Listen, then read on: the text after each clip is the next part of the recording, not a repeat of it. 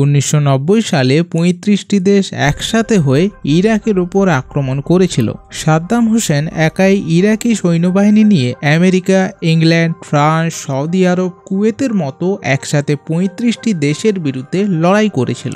এই যুদ্ধটিকে আমরা Gulf war নামেও জানি, যা 1990 থেকে 1991 সালের মধ্যে হয়েছিল। এই গালফের যুদ্ধ ছিল 21 শতাব্দীর প্রথম যুদ্ধ যেখানে হাইটেক অস্ত্র এবং মেশিনের ব্যবহার করা হয়েছিল। এই প্রথমবার আন্তর্জাতিক সংবাদ চ্যানেলে যুদ্ধের লাইভ সম্প্রচার করাও হচ্ছিল। মূলত এই যুদ্ধের শুরুটা হয়েছিল যখন ইরাক কুয়েতে আক্রমণ করে নিজেদের দখলে নিয়ে নেয়। কিন্তু যদি কয়েক বছর পিছিয়ে যাই তাহলে দেখতে পাবো এই ইরাক, কুয়েত এবং সৌদি আরব একসাথে হয়ে ইরানের বিরুদ্ধে লড়াই করেছিল। 1980 থেকে 1988 সালের মধ্যে দীর্ঘ 8 বছর ইরাক এবং ইরানের মধ্যে যে যুদ্ধ হয়েছিল, সেই যুদ্ধে সৌদি আরব এবং কুয়েত সাদ্দাম হোসেনকে বিলিয়ন বিলিয়ন ডলার দিয়ে সাহায্য করেছিল। কিন্তু এই 2 বছরের মধ্যে এমন কি হলো যে এবার ইরাক কুয়েত আক্রমণ করে দখলে নিয়ে নেয় এবং তারপর সৌদি আরবে আক্রমণ করার প্রস্তুতি নিতে শুরু করে।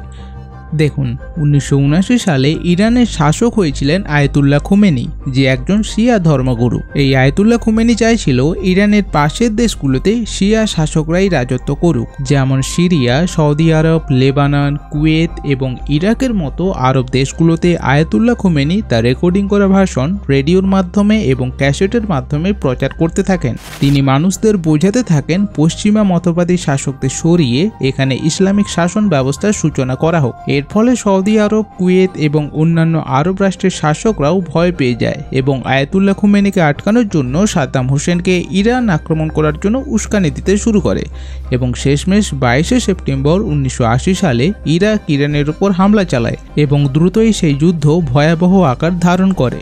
সেই যুদ্ধে সোভিয়েত ইউনিয়ন এবং আমেরিকার পাশাপাশি সৌদি আরব ও কুয়েত ইরাককে বিলিয়ন বিলিয়ন ডলার দিয়ে সাহায্য করে। কিন্তু দীর্ঘ 8 বছর যুদ্ধ চলার পরেও ইরাক ইরানের সীমারেখার মধ্যে কোনো পরিবর্তন হয়নি, অর্থাৎ কেউই জয়ী হয়নি।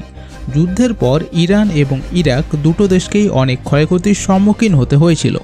ইরান ইরাকের যুদ্ধে যেহেতু ইরাক ইরানকে হারাতে পারেনি, তাই কুয়েত এবং সৌদি আরব এবার ইরাকের পাশ থেকেও সরে আসে এবং কিছুদিন পর সাদ্দাম হোসেনের কাছ থেকে তারা তাদের ধার দেওয়া অর্থ চাইতে থাকে। ইরান এবং ইরাকের যুদ্ধের সময় সাদ্দাম হোসেন ভেবেছিল সৌদি আরব এবং কুয়েত ইরানের সাথে যুদ্ধ করার জন্য তাকে অর্থ দিয়ে সাহায্য করছে, কিন্তু যুদ্ধের শেষে সৌদি আরব এবং কুয়েত সেই অর্থকে ইরাকের ওপর ঋণ হিসেবে চাপিয়ে দেয়। পাশাপাশি ইরাক ইসরায়েল, ব্রিটেন এবং আমেরিকার সাথেও শত্রুতা করে বসে। ইরাকি গভর্নমেন্ট একজন ব্রিটিশ সাংবাদিককে ইসরায়েলি গুপ্তচর ভেবে এই সময় হত্যা করে এবং ইসরায়েলকে ইরাকের দখলকৃত অঞ্চল ফিরিয়ে দেওয়ার জন্য চাপ সৃষ্টি করে। সাদ্দাম হোসেন ইসরায়েলকে হুমকি দেয় যদি তারা ইরাকের দখলকৃত অঞ্চল ফিরিয়ে না দেয় তবে সে কেমিক্যাল অস্ত্র দিয়ে ইসরায়েলের উপর হামলা করবে। এতে আমেরিকা ছুটে যায় এবং তারাও এবার ইরাকের থেকে সমর্থন তুলে নেয়, কারণ আমেরিকা ইসরায়েলের সবথেকে বড় বন্ধু। ইরান ইরাক যুদ্ধে ব্যাপক ধ্বংসের ফলে ইরাক অনেকটাই নড়বড়ে হয়ে পড়ে। বাড়তে থাকা বেকারত্ব, অর্থের অভাব আর যুদ্ধের বিধ্বংসী ধ্বংসযজ্ঞের পর ইরাকের কোষাগারে কিছুই অবশিষ্ট ছিল না। এই যুদ্ধ ফান্ড করার জন্য ইরাক মোট $60 বিলিয়ন অর্থ নিয়েছিল। এর মধ্যে $16 বিলিয়ন কুয়েত এবং $26 বিলিয়ন সৌদি আরব দিয়েছিল। এমন খারাপ পরিস্থিতিতে ইরাক সৌদি এবং কুয়েতকে চিঠি লিখে ঋণ মাফ করার জন্য আবেদন জানায়, কিন্তু কোনো দেশই এতে গুরুত্ব না দিয়ে নিজেদের টাকার জন্য এবার ইরাকের ওপর আরও চাপ বৃদ্ধি করতে থাকে। এছাড়াও সাদ্দাম হোসেন যখন ওপেকের কাছে তেল উৎপাদন কমানোর জন্য আবেদন করেছিল সেটাকেও গুরুত্ব দেওয়া হয়নি। ওপেক হচ্ছে পেট্রোলিয়াম রপ্তানিকারক দেশগুলোর একটি সংস্থা। 1960 সালের 14 September Iran, Iraq, Kuwait, Saudi Arab এবং ভেনেজুয়েলা এই 5টি দেশ সংস্থাটি তৈরি করেছিল। বর্তমানে এই সংস্থাতে মোট 12টি দেশ রয়েছে। এই সংস্থাটি আন্তর্জাতিক স্তরে খনিজ তেলের বাজার অনেকাংশই নিয়ন্ত্রণ করে। সাদ্দাম হোসেনের পরিকল্পনা ছিল যদি ওপেক এই সময় তেল উৎপাদন কমিয়ে দেয় তাহলে আন্তর্জাতিক বাজারে অপরিশোধিত তেলের দাম কিছুটা বেড়ে যাবে এবং তারপর তেল রপ্তানি করলে বেশি লাভ পাওয়া যাবে। কিন্তু কুয়েত উল্টে আন্তর্জাতিক বাজারে তেল রপ্তানি অনেক বাড়িয়ে দেয়, ফলে তেলের দাম কমে যায়। একদিকে ইরাক অর্থনৈতিক সংকটে ভুগছে, তার উপর তেলের এই পড়তি দাম ইরাককে আরও অর্থনৈতিক সংকটে ঠেলে দেয়। দ্বিতীয়ত, কুয়েত ইরাকের সীমানার একদম কাছে গিয়ে এই রোমালিয়া ফিল্ড থেকে তেল উত্তোলন শুরু করে। ওপরে দুটো দেশের সীমানা ভাগ করা থাকলেও মাটির নিচে তো আর ভাগ করা নেই, আর এই তেল খনিগুলো কুয়েতের দিকে ঢালু রয়েছে। তাই কুয়েত একদম সীমানার কাছে গিয়ে ড্রিল করার ফলে ইরাকের তেল ভান্ডার থেকেও অনেক তেল কুয়েতের দিকে চলে আসে। ইরাক অভিযোগ করে যে কুয়েত তাদের তেল চুরি করছে এবং কুয়েতকে ওই অঞ্চল থেকে তেল উত্তোলন বন্ধ করার জন্য চাপ দেওয়া হয়। তখন কুয়েত বলে যে ঠিক আছে, আমরা ওই সীমানা অঞ্চল থেকে আর তেল তুলব না, কিন্তু ইরানের সাথে যুদ্ধ করার সময় যে বিলিয়ন বিলিয়ন অর্থ দিয়ে সাহায্য করেছিলাম সেই অর্থ এবার ফেরত দাও। তো কুয়েত বিভিন্নভাবে ইরাকের ওপর চাপ সৃষ্টি করছে দেখে সাদ্দাম হোসেন শেষ পর্যন্ত কুয়েত আক্রমণ করার জন্য ইরাকের সেনাবাহিনীকে প্রস্তুত করতে থাকে এবং 10 আগস্ট 1990 সালে রাত প্রায় 2টোর সময় সাদ্দাম হোসেন কুয়েতে হামলা করে, যেখানে কুয়েতের সেনাবাহিনী ইরাকি সেনাবাহিনীকে ঠেকাতে পারেনি এবং আক্রমণের প্রায় 12 ঘন্টার মধ্যেই ইরাকি বাহিনী কুয়েতের সংসদ দখল করে নেয়। এই আকস্মিক হামলায় কুয়েত বা অন্য কোনো দেশ কিছুই বোঝার আগেই ইরাকি বাহিনী পুরো দেশটি নিয়ন্ত্রণে নিয়ে নেয়। আক্রমণ চলাকালীন ইরাকি বাহিনী কুয়েতের ব্যাংক থেকে প্রায় $1 বিলিয়ন লুট করে।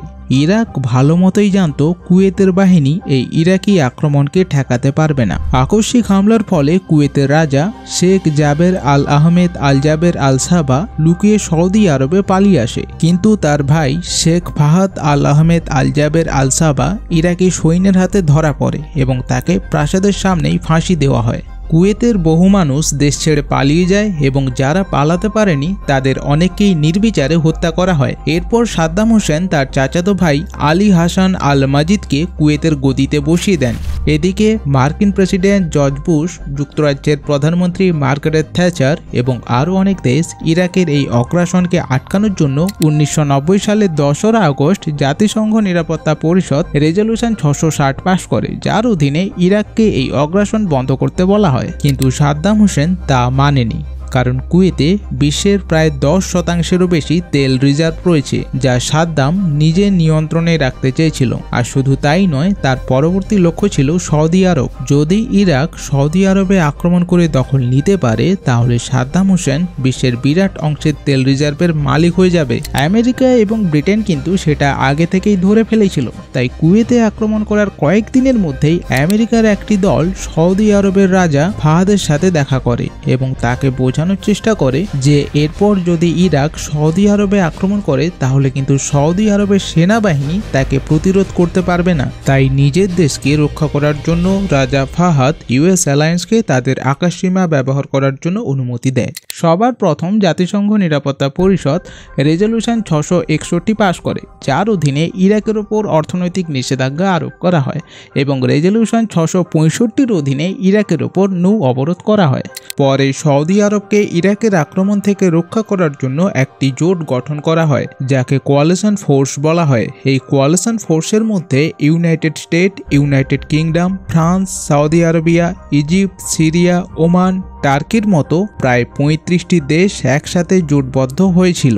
1990 সালের 9 নভেম্বর জাতিসংঘ রেজলিউশন 670 পাশ করে, যার অধীনে সাদ্দাম হোসেনকে 6 সপ্তাহের মধ্যে এই অগ্রাসন বন্ধ করার জন্য নির্দেশ দেওয়া হয়। কিন্তু সাদ্দাম হোসেনের উপর এই সতর্কবার্তার কোনো প্রভাবই পড়েনি। তার মনে হচ্ছিল ইরাকি বাহিনীর সামনে এই কোয়ালিশন ফোর্স টিকতেই পারবে না এবং যদি মার্কিন সেনাদের মৃত্যু হয় তাহলে মার্কিন জনগণ ঠিক ভিয়েতনাম যুদ্ধের মতোই সরকারের বিরুদ্ধে বিদ্রোহ করবে। কোয়ালিশন ফোর্স কিন্তু একটা বিষয়ে ভয় পাচ্ছিল যে ইরাকের কাছে WMD weapon of mass destruction রয়েছে। WMD বলতে এমন সব ভয়ঙ্কর অস্ত্রকে বোঝায় যা প্রয়োগ করে বহু সংখ্যক মানুষকে একসাথে হত্যা করা সম্ভব, যেমন nuclear weapon, radiological weapon, chemical weapon এবং বায়োলজিক্যাল ওয়েপন। 1988 সালের 16 মার্চ ইরাক কুর্দিশদের উপরেও এই কেমিক্যাল অস্ত্র ব্যবহার করেছিল এবং এতে বহু সংখ্যক কুর্দিশ জনগণ মারাও যায়। এই বিষয়টি মাথায় রেখে কোয়ালিশন ফোর্সের অনেক সৈন্যকে এর থেকে বাঁচার জন্য প্রশিক্ষণও দেওয়া হয়েছিল। তো আমেরিকায় কিন্তু আগে থেকেই ইরাককে সতর্ক করে দিয়েছিল যে যদি তারা এই যুদ্ধে WMD ব্যবহার করে তাহলে আমেরিকাও সরাসরি ইরাকের উপর নিউক্লিয়ার অস্ত্র প্রয়োগ করবে। সাদ্দাম হোসেনকে দেওয়া সময়সীমা শেষ হওয়ার 1 সপ্তাহ আগেই কোয়ালিশন ফোর্সের প্রায় 7 লক্ষ সৈন্য সৌদি আরবে পুরোপুরি প্রস্তুত ছিল। আর শুধু তাই নয়, সারা বিশ্বের সবথেকে সেরা পাইলটরা ফাইটার জেট এবং বিমান নিয়ে সৌদিতে উপস্থিত হয়ে ইরাকের যে কোনো আক্রমণের জন্য পুরোপুরি প্রস্তুত ছিল। এরপর শুরু হয় অপারেশন ডেজার্ট স্টর্ম। 1991 সালের 15 জানুয়ারি সাদ্দাম হোসেনকে দেওয়া সময়সীমা শেষ হয়ে যায় এবং 2 দিন পর অর্থাৎ 17 জানুয়ারি কোয়ালিশন ফোর্সের যুদ্ধ বিমান ইরাক ও কুয়েতের এলাকায় প্রবেশ করে ইরাকের সেনা ঘাঁটিগুলোতে বোমা ফেলতে শুরু করে। এত ভারী বোমা বর্ষণের মুখোমুখি হওয়া ইরাকি বাহিনীর জন্য অত্যন্ত কঠিন হয়ে পড়ে। কোয়ালিশন ফোর্স প্রথমে ইরাকের রাজধানী বাগদাদকে টার্গেট করে এবং সেখানে লাগাতার আক্রমণ চালাতে থাকে। এরপর ইরাকের র্যাডার ও কমিউনিকেশন নেটওয়ার্কগুলোকে ধ্বংস করে দেওয়া হয় এবং পরে মিলিটারি বেস এবং পাওয়ার স্টেশনগুলোকেও গুঁড়িয়ে দেওয়া হয়। সাদ্দাম হোসেন এর প্রত্যুত্তরে ইসরায়েলের ওপর মিসাইল নিক্ষেপ করে। আসলে সাদ্দামের পরিকল্পনা ছিল যদি সে ইসরায়েলে হামলা করে তাহলে ইসরায়েলও ইরাকের উপর পাল্টা আক্রমণ করবে আর তখনই পাশের গালফ কান্ট্রিগুলো ইসরায়েলের বিরুদ্ধে চলে যাবে, কারণ ইসরায়েলের সাথে এই গালফ কান্ট্রিগুলোর একটা পুরনো শত্রুতা রয়েছে। আর 35টা দেশ নিয়ে যে কোয়ালিশন ফোর্স তৈরি করা হয়েছিল সেটাও ভেঙে যাবে। তবে আমেরিকা এগিয়ে এসে ইসরায়েলকে পাল্টা আক্রমণ না করার জন্য বোঝায় এবং আমেরিকা ইসরায়েলকে অনেকগুলো প্যাট্রিয়ট মিসাইলও দিয়ে দেয়, যার পরে ইসরায়েলের ওপর নিক্ষিপ্ত ইরাকের মিসাইলগুলো এবার নিষ্ক্রিয় হয়ে পড়ে। পরিকল্পনা ব্যর্থ হয়ে যাওয়ার পর সাদ্দাম হোসেন এবার সরাসরি সৌদি আরবের উপর আক্রমণ করে। এই অঞ্চলটাতে যেহেতু বিস্তৃত মরুভূমি রয়েছে তাই উচ্চ তাপমাত্রায় লড়াই করতে কোয়ালিশন ফোর্সের কিছুটা সমস্যা হচ্ছিল, কিন্তু বিমান বাহিনী ও সেনাদের সংখ্যা বেশি থাকায় কোয়ালিশন ফোর্সের কাছে এই ইরাকের সৈন্যবাহিনীকে শেষ পর্যন্ত হার মানতে হয়। অন্যদিকে ইরাকের মধ্যে বাগদাদে কোয়ালিশন ফোর্স অব্যাহতভাবে আক্রমণ চালাতে থাকে। যুদ্ধে হেরে যাচ্ছে দেখে সাদ্দাম হোসেন কুয়েতের প্রায় 600টি তেলের কূপে আগুন লাগিয়ে দেয় এবং চারপাশে বোমা বিছিয়ে দেয়। এর ফলে পরিবেশের বিরাট একটা ক্ষতি হয়, পুরো কুয়েত ধোঁয়ায় ঢেকে যায়। বিমান বাহিনীর পক্ষেও এবার হামলা করা অসম্ভব হয়ে পড়ে। এরপর 24শে ফেব্রুয়ারি কোয়ালিশন ফোর্স স্থলযুদ্ধ শুরু করে এবং ইরাকি বাহিনীকে কুয়েত থেকে বের করে দেয়। 27শে ফেব্রুয়ারি 1991 সালে সাদ্দাম হোসেন তার সেনাবাহিনীকে ইরাকে ফিরিয়ে নেয় এবং এদিকে মার্কিন প্রেসিডেন্ট জর্জ বুশ ঘোষণা করেন যে কুয়েত ইরাকের কবল থেকে সম্পূর্ণ মুক্ত। এই যুদ্ধের পরে ইরাকের অর্থনীতি অনেক নিচে নেমে যায় এবং আজও এখানকার মানুষ সাদ্দাম হোসেনের ভুল সিদ্ধান্তের ফল ভোগ করছে। এছাড়াও গোটা বিশ্বের অর্থনীতিতে বিশাল খারাপ প্রভাব পড়েছিল। প্রায় 3.5 মিলিয়ন টন ক্রুড অয়েল পুরো কুয়েতের মরুভূমিতে ছড়িয়ে পড়েছিল এবং 8 টন তেল পারস্য উপসাগরেও ছড়িয়ে পড়েছিল। 6 থেকে 8 বিলিয়ন ব্যারেল অপরিশোধিত তেল সামুদ্রিক পরিবেশেও ক্ষতি করেছিল। কুয়েতে জ্বলন্ত তেলের কুঁয়ো থেকে 1000 কিলোমিটার পর্যন্ত এলাকার তাপমাত্রা হঠাৎ বেড়ে গিয়েছিল, যার প্রভাব কিছুদিন পর তুরস্কেও দেখা যায়, যেখানে 1991 সালের মার্চ মাসে ব্ল্যাক অ্যাসিড রেইন হয়েছিল, যার ফলস্বরূপ দেশটির কৃষিখাতে ব্যাপক ক্ষতি হয়। পাশের আরও অনেক দেশেও মানুষের স্বাস্থ্যে খুব খারাপ প্রভাব পড়েছিল। এছাড়াও ইরাক এই যুদ্ধে প্রায় 25,000 থেকে 50,000 সৈন্য হারায় এবং রেকর্ড অনুযায়ী 1 লক্ষেরও বেশি ইরাকি নাগরিক মারা যায় এবং কোয়ালিশন ফোর্সেরও প্রায় 300 জন সৈন্য মারা যায়।